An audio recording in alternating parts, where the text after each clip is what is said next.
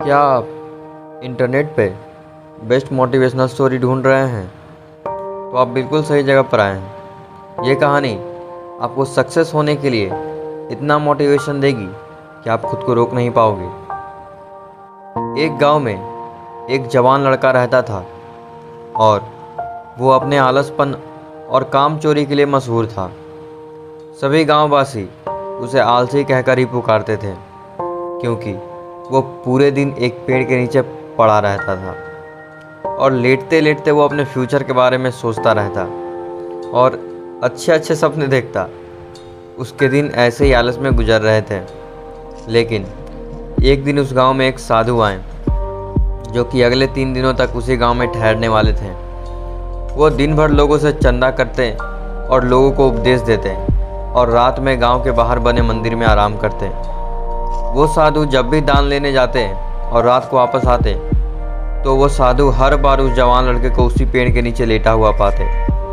साधु 2 दिनों तक ये सब देखते रहे और समझ गए कि ये लड़का मानसिक आलस का गुलाम है। तीसरे दिन जब वो वापस लौट रहे थे वो उस लड़के के पास गए जो अभी भी उसी पेड़ के नीचे लेटा ही हुआ था। साधु ने लड़के से कहा, बेटे, मेरे पास तुम्हारे लिए एक काम है। मैं चाहता हूँ कि तुम उस पहाड़ी की चोटी तक जाओ और वहाँ से मेरे लिए एक पंख लेकर आओ। लड़के ने लेटे लेटे ही अपना सर पहाड़ी की तरफ किया और अपनी नज़र उस पहाड़ की चोटी की तरफ ले गया और उसने साधु की तरफ देखा और उपहास लेते हुए कहा, यह असंभव है, मैं उस पहाड़ी के ऊपर तक नहीं जा सकता, मैं बहुत आलसी हूँ। साधु ने मुस्कुराते हुए कहा, अरे, मुझे जिस पंख की तलाश है वो इस पहाड़ी के शिखर पर भी नहीं मिलेगा। वो तो इस पहाड़ी के दूसरे तरफ एक गुफा के अंदर मिलेगा जिसके लिए इस पहाड़ी के शिखर तक चढ़कर फिर नीचे उतरना होगा। लेकिन वो कोई साधारण पंख नहीं है, वो ऐसा पंख है जिसे तुमने कभी देखा नहीं होगा। वो पंख रेयर लेकिन सुंदर पंख है जो रोशनी बिखेरती है। साधु के इन बातों से उस लड़के के अंदर एक्साइटमेंट बढ़ गई।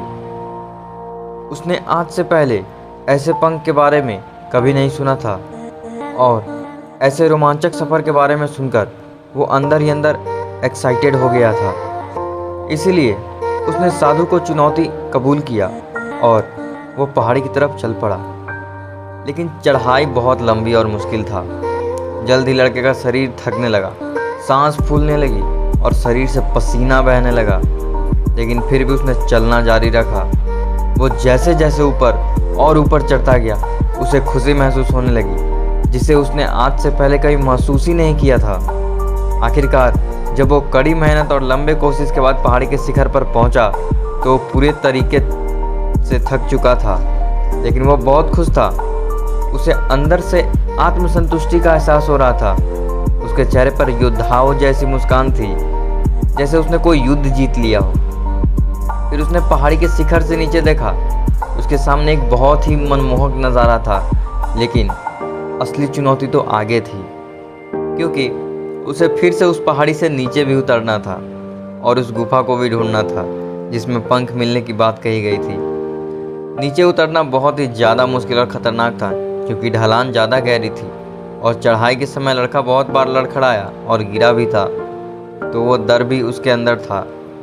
लेकिन साधु को पंख ला के देने के वादे की वजह से वो लगातार आगे बढ़ता रहा। काफ़ी खोज, मुशक्क़त और कड़ी मेहनत के बाद जब वो अंत में गुफा तो पहुंचा तो उसने देखा कि पंख वहीं पड़ा हुआ है जो कि ऊपर के एक बड़ी सुराख में आने वाली रोशनी की वजह से चमक रहा था। फिर उसने उस पंख को उठाया और उसकी सुंदरता को देखता ही रह गया। वो काफ़ी देर तक पंख को ही घूरता रहा, लेकिन फिर अचानक उसे याद आया, अरे, मुझे तो अभी इसे वापस भी ले जाना है। उसने खुद की तरफ देखा। वो पूरी तरह से थक चुका था और वो चिंता में पड़ गया कि वो पहाड़ पे कैसे चढ़ेगा और वो साधु तक पंख कैसे पहुंचाएगा। एक पल के लिए उसने हार मानने के बारे में सोचा, लेकिन उसे वो खुशी और गर्व की भावना भी याद आ गई जो उसने पहाड़ी के शिखर पर पहुंचकर महसूस किया था। उसे एहसास हुआ कि उसके अंदर इस सफ़र को दोबारा पूरा करने की ताकत और मजबूती है। वो दोबारा पहाड़ी पर चढ़ने लगा। उसके मांसपेशियों में दर्द हो रहा था, अकड़न आ गई थी, कमजोरी की वजह से क्रैम्प आ रहा था, सांस फूल रहे थे। वो कई बार लड़खड़ा कर गिर भी पड़ा, लेकिन उसने हार नहीं मानी। वो खुद को आगे बढ़ाने के लिए लगातार मोटिवेट करता रहा। अथक मेहनत के बाद और घंटों की कड़ी कोशिशों के बाद जब वो साधु के पास पहुंचा और उनके हाथों में पंख रखा तो उसके खुशी का ठिकाना न रहा। उसे महसूस हुआ कि उसने आज अपने आलस पर काबू पा लिया और कुछ बढ़िया कर दिखाया। उसके चेहरे पर इतनी खुशी और संतुष्टि का भाव देखकर साधु भी मुस्कुराए और बोले, बहुत बढ़िया मेरे बच्चे, आज तुमने जीवन का बहुत ही महत्वपूर्ण सबक सीखा है कि आलस कोई ऐसी चीज़ नहीं जिसे स्वीकार कर लिया जाए, बल्कि आलस एक चुनौती है जिसे दूर करना होगा।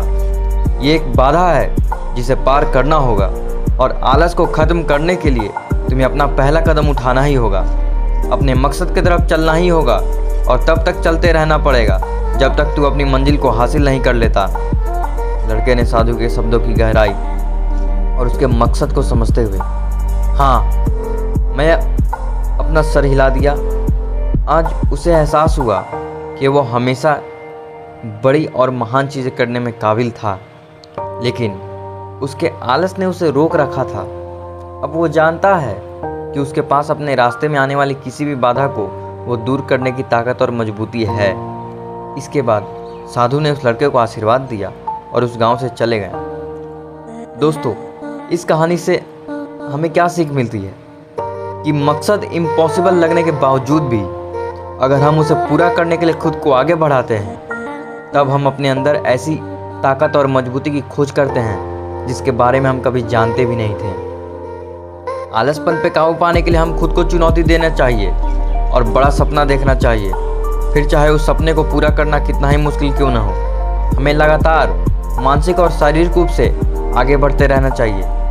बाधाओं और सफलता के बावजूद मजबूत रहना चाहिए।